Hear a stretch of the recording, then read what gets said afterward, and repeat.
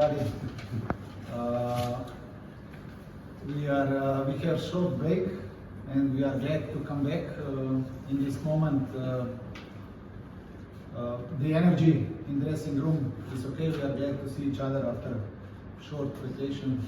So we are looking forward to work to improve ourselves in new season. Добър ден на всички. Имахме кратка почивка с отбора. Радваме се, че отново започваме днеска занимания. Енергията в съблекалната е доста добра, предстои ни много работа и трябва да се подобряваме в следващите тренировки. Колеги, заповядайте за въпроси. Какви са целите? Like I said, we want to improve ourselves. I would like that we don't promise much, but that we will be self-confident and that we will put together the team who will have big internal goals.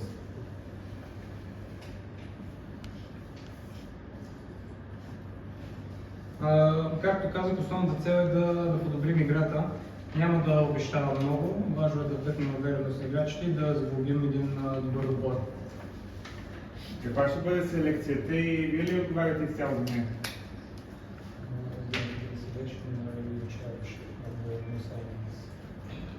Selection will probably last a little time. Like I say, we want to check the guys who are that we see if they are good enough to improve our team. So we will look for the players who can do this. Нов отбор ли на практика ще правите след толкова напуснали? Извинявам се. За селекцията малко време ще ни отнеме, но трябва да проверим добре дали всеки един от играчите ще пасне нашия отбор, дали това е точен човек за локомотив. Само повторите въпроса. След толкова много напуснали, на практика ще правите нов отбор, ще ви стигне ли времето? И 3 контроли само виждам.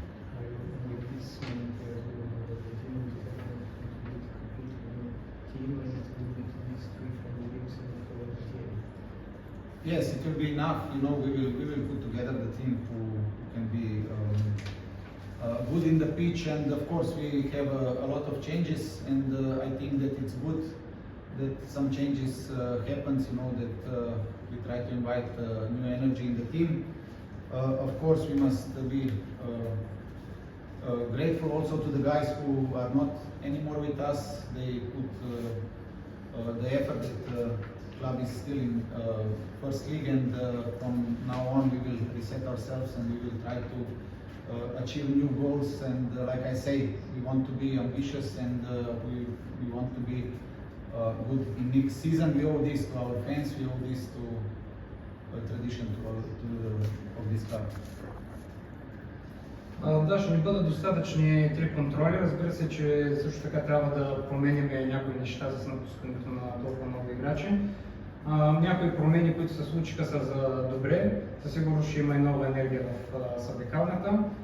Трябва да изкажа благодарности на тези, които вече не са част от отбора, защото все пак помогнаха тима да запази елитния си статут. Имаме нужда от един рестарт, трябва да си поставим нови цели, да покажем доста добри игри през новия сезон. Това го дължим както на феновете, така и на историята на клуба.